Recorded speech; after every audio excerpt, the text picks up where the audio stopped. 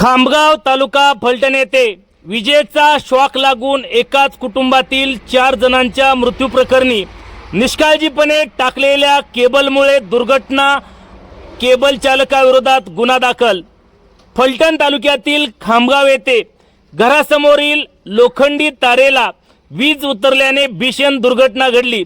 यामध्ये एकाच कुटुंबातील 4 जणांचा जागीच मृत्यू झाल्याची घटना नुकतीच 2 दिवसापूर्वी घडली आहे। सकाळी 5:30 वाजण्याच्या सुमारास घराच्या पुढील लोखंडी तारेला हात लागल्याने सतीश शिंदे वय 45, गंगू शिंदे वय 40, सचिन शिंदे वय 26 आणि आरती शिंदे वय 24 यांचा मृत्यू झाला होता। पोलिसांनी दिलेल्या माहितीनुसार घरावरून निष्काळजीपणे टाकण्यात आलेल्या केबलला सपोर्ट देणारी लोखंडी तार जमिनीवर पडली होती, त्यामुळे वीज उतरून हा अपघात झाला।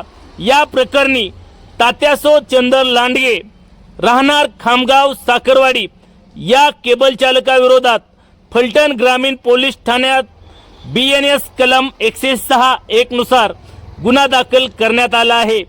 या घटनेचा पुढील तपास फलटण ग्रामीण पोलीस स्टेशनच्या पोलीस उपनिरीक्षक शिवानी नागवडे करत आहेत। निष्काळजीपणे केबल टाकणाऱ्या चालकांवर कारवाई व्हावी अशी मागणी खामगाव परिसरातील ग्रामस्थांमधून होत होती।